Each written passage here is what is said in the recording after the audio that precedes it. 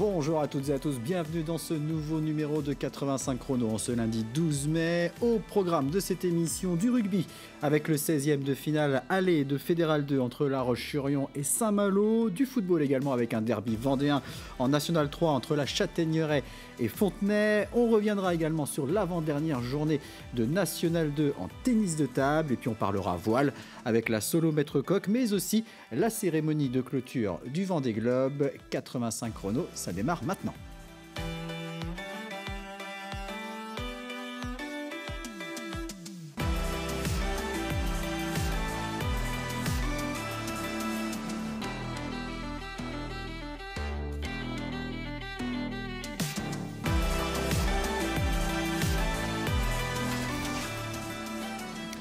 Et on débute donc cette émission avec du rugby et la Fédérale 2. On jouait ce week-end les 16e de finale.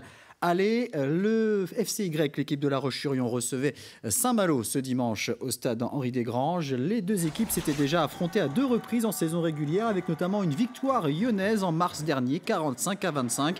Le FCY avait terminé 6e de la poule, Saint-Malo 2e. Le début de match est dominé par les Malouins, mais ce sont les Vendéens en blanc et rouge qui ouvrent le score sur une contre-attaque. Moses Pepa aplati dans l'embut, essai non transformé. La Roche mène 5-0, mais Saint-Malo ne tarde pas à réagir. À la 15e minute, François inscrit l'essai. Le Royer transforme. Les Bretons passent devant 7-5 et ils creusent l'écart grâce à 2 pénalités d'Yvan Le Royer à la 26e minute et à la 31e minute. Ça fait 6 points supplémentaires et donc 13-5 pour Saint-Malo. Le FCY inscrit 3 points sur une pénalité de Genot à la 33e minute, ça fait 13-8. Mais Saint-Malo enfonce le clou à la 36e avec un nouvel essai signé Fontaine. Le Royer transforme et à la mi-temps, les Corsaires mènent sur le score de 20-8. Dès le début de la seconde période, le Royer sur pénalité envoie de nouveau le ballon entre les poteaux, 23-8. À la 56e minute, 3e essai pour Saint-Malo. Il est inscrit par Denis, puis transformé par Le Royer. Ça fait 30-8. 2 minutes plus tard, nouvelle pénalité réussie par le capitaine Malouin Le Royer qui porte la marque à 33-8. Puis à la 72e minute, Saint-Malo inscrit un 4e et dernier essai par l'intermédiaire de Suluka.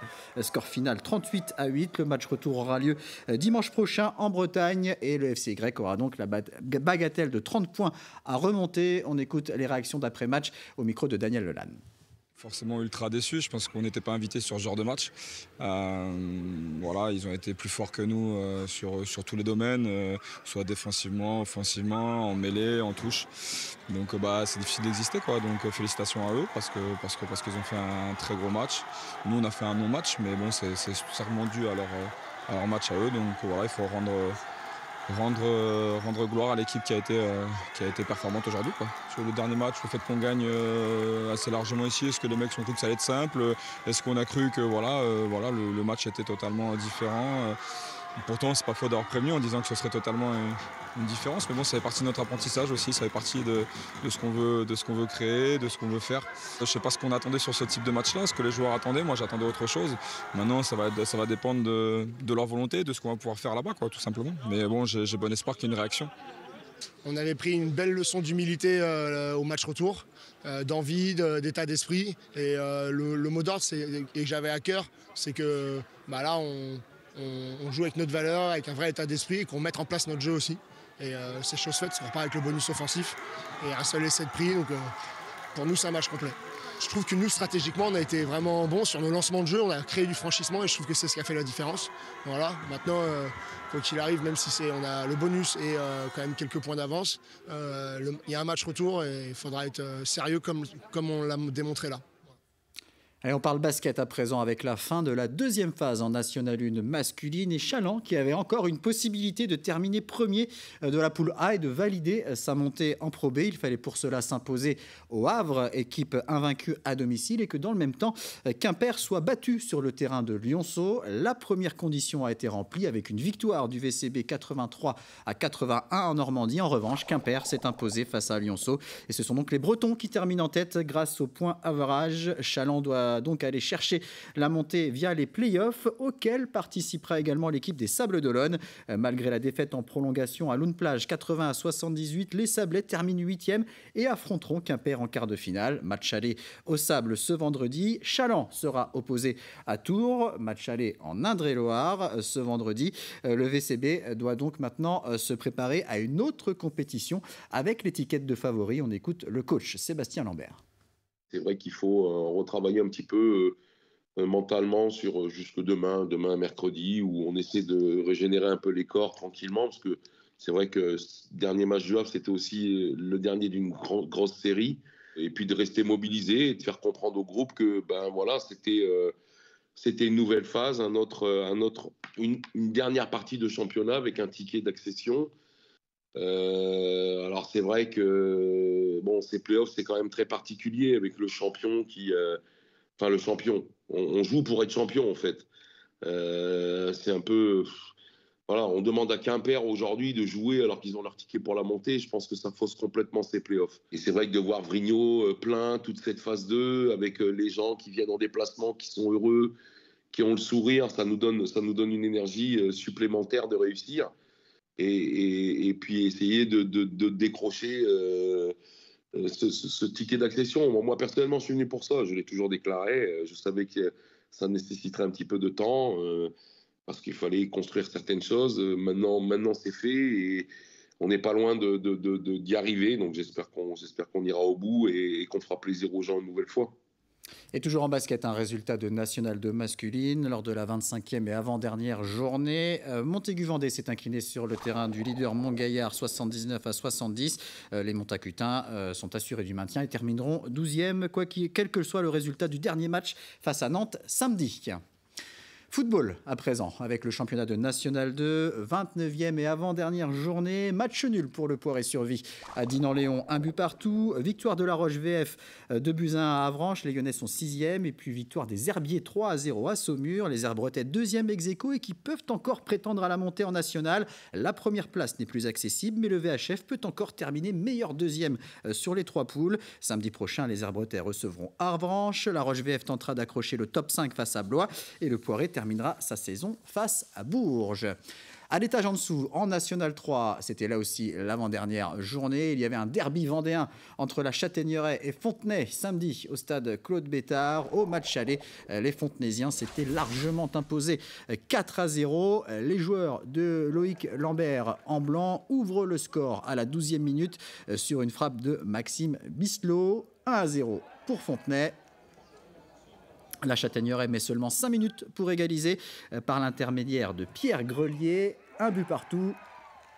À la 30e minute, Fontenay va reprendre l'avantage grâce à un but inscrit par Ulrich Mailly. 2-1. Mais 6 minutes plus tard, les deux équipes se retrouvent de nouveau à égalité avec ce but de Paul-Louis Savino. 2 buts partout. À la 41e minute, le Châtaigneuraisien Madou Ndoye est accroché dans la surface par le gardien. Penalty, Ndoye le frappe, le gardien repousse, mais le ballon revient sur l'attaquant qui donne l'avantage à la Châtaigneraie. 3-2, c'est le score à la pause. En seconde période, la Châtaigneraie a l'occasion de faire le break, mais Grelier de la tête trouve la barre transversale. Même résultat pour la frappe enroulée de Sacha Botton. À la 81e minute, balle d'égalisation pour Fontenay, mais là aussi la reprise de la tête de Jamil Vido s'écrase sur la barre. Fontenay pousse dans les dernières minutes pour revenir au score. La défense de la Châtaigneraie résiste et se montre héroïque sur cette dernière offensive des Fontenaisiens dans les arrêts de jeu. Les hommes de Charles Devineau conservent leur avantage d'un but et s'imposent donc 3-2 au terme d'un match très animé. On va écouter les réactions des entraîneurs au micro de Thibaut Grasset. Disons que ça doit être l'une des premières fois, l'un des premiers matchs où on est mené au score par 2 fois et on revient et on passe devant. Donc ça, c'est une chose satisfaisante pour un coach. Le groupe lâche pas, c'était compliqué les 2 derniers matchs parce que ça s'est soldé sur 2 défaites. Bon là, ils ont remis le bleu de chauffe. C'est vrai qu'on avait à cœur de se reprendre par rapport au match aller raté à Fontenay. C'est bien de gagner ici, c'est bien de gagner sur le dernier match à Claude Bétard. C'est un joli clin d'œil aussi pour notre attaquant Mousse qui va nous quitter et qui ne sera pas avec nous la saison prochaine. Je souhaite à beaucoup d'entraîneurs d'avoir un garçon comme lui à gérer. C'est un chouette type. Je lui souhaite le meilleur pour son avenir. Et puis nous, on va aller à Sablé pour continuer, engranger, bosser sur notre projet de jeu et puis essayer de prendre des points. On avait en face de nous une équipe revancharde et paradoxalement, quand je vois les 20 premières minutes, on a plutôt fait le nécessaire pour mener logiquement à la marque, puis surtout pour, dans le jeu, leur poser d'énormes problèmes. Le seul souci, et c'est récurrent cette année, c'est que j'ai le sentiment d'avoir fait, que l'équipe ait fait trois erreurs, et 3 erreurs qu'on paye cash, mais direct. Voilà. Et quand bien même, on a eu la chance, après l'égalisation, de remener 2-1, mais on est incapable de tenir un résultat. On laisse les 3 points là chez Châtaigneraie, c'est dérangeant, même si sur l'ensemble du match, ils méritent leur victoire. Mais on aurait dû égaliser. Au vu des occasions énormes qu'on a eues, on aurait dû égaliser. Et avec cette victoire, la Châtaigneraie grimpe à la 3e place du classement. Fontenay est 6e. Match nul entre Chaland et Saint-Philbert, un but partout. Les Chalandais sont 9e. La Roche-ESO s'incline à Nantes 4-0 et occupe la 12e place. La 26e et dernière journée aura lieu samedi. La Châtaigneraie ira à Sablé. Fontenay affrontera Chaland et la Roche-ESO accueillera Panazol. En division 3 féminine, lors de la 20e journée, la Roche-ESO s'est très largement imposée sur le terrain de la Croix-Blanche d'Angers, 11-0. Mais Angers présentait une équipe de niveau R2 puisque les 12 joueuses de l'effectif initial sont en grève depuis 4 journées. Prochain rendez-vous pour l'ESO qui est 4e au classement dimanche à Roubaix. Et puis, en bref, la cérémonie des trophées UNFP avait lieu ce dimanche. Elle récompense les meilleurs joueurs et joueuses de la saison. Clara Matteo, attaquante du Paris FC, a été élue meilleure joueuse de Première Ligue féminine. Clara Matteo qui a porté pendant 4 saisons le maillot de la Roche-ESO, club avec lequel elle a disputé son premier match dans l'élite. C'était en 2015. En handball, en National 1 féminine, lors de la 21e et avant-dernière journée, La Roche-sur-Yon s'est imposée à Mios-Biganos 25-24. Mais dans le même temps, le leader Côte Basque l'a emporté face à Angoulême 30-18 et a assuré sa première place au classement. Mais le club pourrait refuser l'accession pour raisons financières. Les Lyonnaises, 2e, pourraient donc en profiter. Il reste un match à jouer. Le 24 mai, La Roche recevra Mérignac. En tennis de table, c'était l'avant-dernière journée en National 2, messieurs. Dans la poule 4, ce fut une formalité pour l'équipe 2 de la Ferrière qui s'est imposée face à Argentan-Bayard en moins d'1h30, 8-1. Les Ferriérois, 3e au classement, sont encore dans le coup pour la montée. Le dernier match, ce sera samedi prochain à Saint-Denis. On écoute le capitaine Arthur Thomas au micro de Daniel Lelanne. Victoire 8-1, on jouait ce soir les derniers de la poule, donc très heureux d'assurer un résultat avec un 8-1 sévère pour eux mais logique pour nous. Le match il a duré 1h30 à tout casser, franchement des matchs comme ça il y en a très peu dans l'année, donc mentalement ça fait du bien de dérouler aussi vite. Il reste un match à jouer, on est 3e. Et le dernier match, on joue les avant-derniers de la poule. Et pour la montée en N1, en fait, le destin n'est pas entre nos mains. On dépend du stade montois sur Plérin. Donc tout se jouera la dernière journée. Il nous faut juste qu'on assure notre match et après on verra ce qui se dit dans la poule. Et tout a bien fonctionné aujourd'hui et même dans l'année. Ça fait maintenant 2 ans et demi qu'on joue tous ensemble. Donc on a créé une réelle ambiance. On est toujours heureux de venir jouer ici à domicile avec le public. À l'extérieur, c'est un peu plus compliqué parce que les salles sont vides. Mais on arrive à s'arracher tous ensemble grâce à la cohésion. Ce soir, la différence, c'était surtout le niveau de jeu. Les adversaires étaient un peu plus faibles sur le papier. On s'est dit que direct, il fallait qu'on soit tonique, motivé et dynamique. Et ça a payé direct. On ne s'est pas laissé endormir. Et toujours en National 2 dans la poule 5, l'équipe 1 de la Ferrière s'est inclinée 8-0 à Saint-Sébastien et occupe l'avant-dernière place au classement. La dernière rencontre, ce sera samedi face à Angoulême. Course à pied maintenant avec le trail de Troussepoil à Moutier-les-Mauffais. La 12e édition avait lieu ce dimanche matin avec des courses de 5, 20 et 33 km. Plus de 300 participants au total sur cet événement organisé par le Moutier-les-Mauffais Athletic Club. Ils étaient 94 sur le 33 km, 150 sur le 20 km et 60 sur le trail découverte de 5 km. Sur l'épreuve de 33 km, victoire de Julien Cugnot en 2h03. Chez les femmes, Céline Aubert et Lucie Aussan arrivent première ex aequo. Sur le 20 km, c'est l'ancien coureur cycliste Clément Orso qui remporte la victoire chez les hommes. Roxane Levron s'impose chez les femmes. Je vous propose d'écouter les réactions des vainqueurs sur la course de 33 km ainsi que le président du club organisateur. Des propos recueillis par Thibaut Grasset. Mon but c'était j'avais vu à peu près 2 heures, faire à peu près dans les 2 heures et puis pas regarder derrière. Après, peu importe l'écart qu'il y a derrière. Moi l'objectif c'était de de bien m'entraîner et à faire la course du mieux possible. De mon côté, je connais bien, c'est assez technique, le Graon, on ne peut pas courir très vite. Le lac, je le fais tous les vendredis quasiment, donc c'est vrai que je le connais par cœur. C'est vrai qu'il y a des gros objectifs et là, j'aimerais bien être performant au niveau de Gare-les-Dents, du trail de Gare-les-Dents. J'ai des marathons qui vont venir, Rennes et La Rochelle, et je vais au niveau du Mont-Calme en Ariège faire un 70 km. Donc c'est varié, mais on va se faire plaisir. Ah, mais c'était sympa, c'était varié. Très bien. Non, c'était... Pas trop gras par rapport à hier, on pensait que ça allait être plus gras, mais ça a été enfin. C'est bien. Et quelques petites montées, ça fait du bien aux jambes. Voilà. Des belles relances. Donc, des relances et du long, donc c'est cool.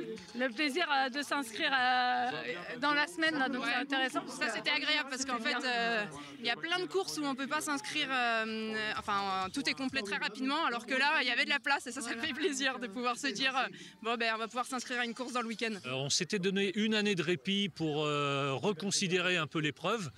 Donc cette année, on a eu le temps de réfléchir à des nouveaux parcours.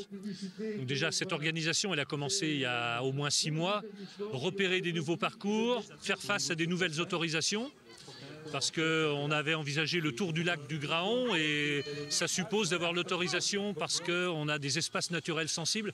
Puis on avait besoin de bénévoles comme toute organisation. On est 103 bénévoles aujourd'hui. Hier soir, on a eu quelques inquiétudes, la tournure orageuse, un petit brin de tempête, beaucoup de pluie en début de nuit.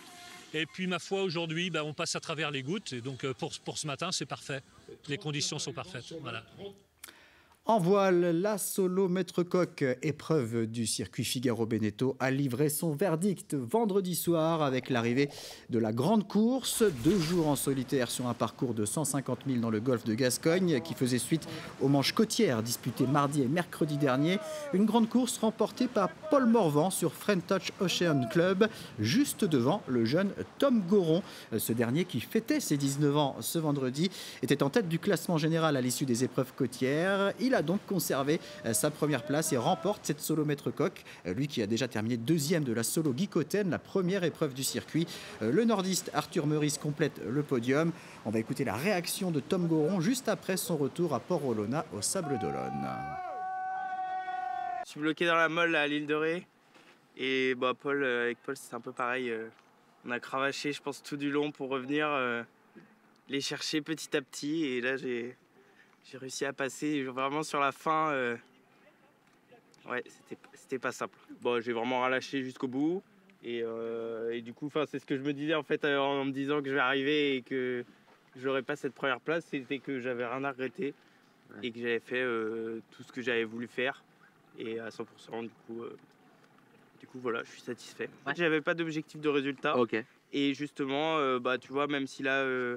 je gagnais pas cette solo maître coq. J'avais la sensation d'avoir fait tout ce que j'avais à faire et d'avoir pris du plaisir sur l'eau. Je veux juste faire simple et naviguer. Voile, toujours avec la cérémonie de clôture du Vendée Globe qui avait lieu samedi au Sables-d'Olonne. Tous les skippers, ou presque, étaient présents pour participer notamment à une parade nautique sur le chenal. Un absent de marque, le vainqueur, Charlie Dalin, actuellement en période de repos et de récupération après une opération. Il n'a pas pu faire le déplacement jusqu'en Vendée. Cette parade a malheureusement été perturbée par la mauvaise météo et une pluie battante. Les skippers se sont ensuite rendus au centre de congrès des Atlantes pour recevoir leur trophée. Je vous propose d'écouter Johan Richaume, Jean Lecam et Manuel Cousin qui ont répondu au micro de Mathis Pires.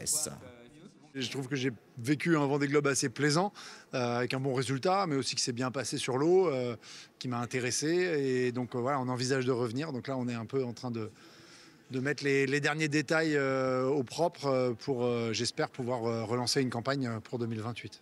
Ouais, ça va, on récupère tranquillement. C'est vrai que le Vendée Globe, c'est beaucoup d'énergie. Donc après, il y a un arrêt brutal. Donc, et voilà, là, ça fait... Du coup, c'est la première fois qu'on va rencontrer les autres skippers, puisque en fait, on se voit jamais. on arrive à redormir un petit peu mieux, mais en fait on est tellement déjà dans le move du prochain Vendée Globe, parce qu'on a décidé avec mon collectif de partenaires de repartir pour un 3e. Donc voilà, il faut tout remettre en place, aller voir tous nos partenaires, aller voir les écoles, enfin voilà, il y a pas mal de choses à mettre en place, s'occuper du futur éventuel nouveau bateau. Donc effectivement, on ne s'ennuie pas et en fait, il y a peu de repos entre les deux, quoi. Et on termine avec une information qui a été communiquée ce lundi sur les réseaux sociaux. Arnaud Boissière rachète l'IMOCA de Benjamin Dutreux. Les deux hommes navigueront en double sur cette saison 2025 et notamment sur la prochaine Transat Café L'Or. Benjamin Dutreux, de son côté, envisage la construction d'un bateau neuf en vue du Vendée Globe 2028. C'est la fin de ce 85 chrono. Merci de l'avoir suivi et je vous dis à très vite sur TV Vendée.